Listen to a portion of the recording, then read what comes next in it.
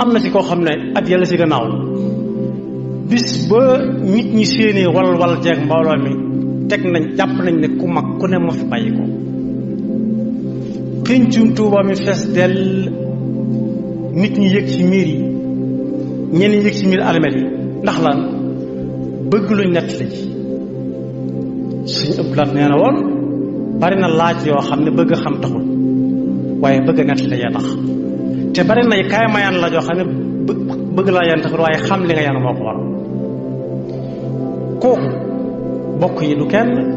ku dul ab artiste donc ñu ne yee ku bëggoon Sëñ Fallu la fuñ mës a dégg Sëñ Fallu mu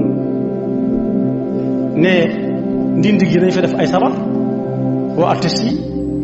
wala aliye gi nañ fi def ay sabar woo artiste yi wala Naylul Maram wala Touba Medina wala Madina boobu musta am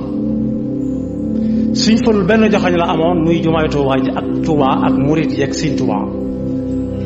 daw ko tudd sax ndax bëgg ku ko bëgg borom barak bi dalaa wax kooku ku ko bëgg la Sëñ Touba da ngay def la da ngay nekk ca lam nekkoon jaar ci ginnaaw Sëñ Touba waaye googu bëgg Sëñ Fallu amul benn njariñ bëgg Sëñ Fallu moom Sëñ Fallu bëgg laa ko gën te Sëñ Fallu bëggutoon caaxaan keneen ku ñuy tudd it Sëñ Fallu la tudd waaye kuy tudd Sëriñ Saaliw it Sëñ Saaliw bëggut kuy caaxaan Sëñ Blaat ay mag ñu seeni baay toppoon Sëñ Tuuba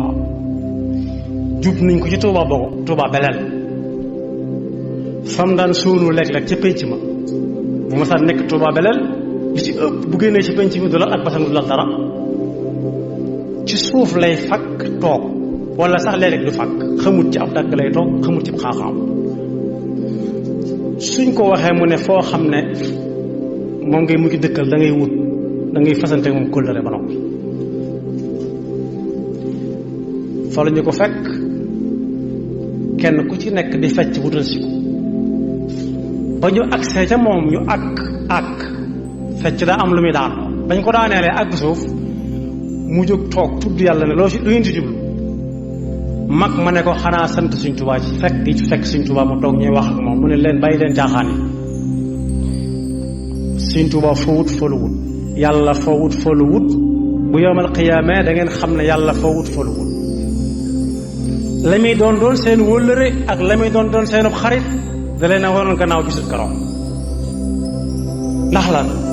dëgg dong la fi nekkal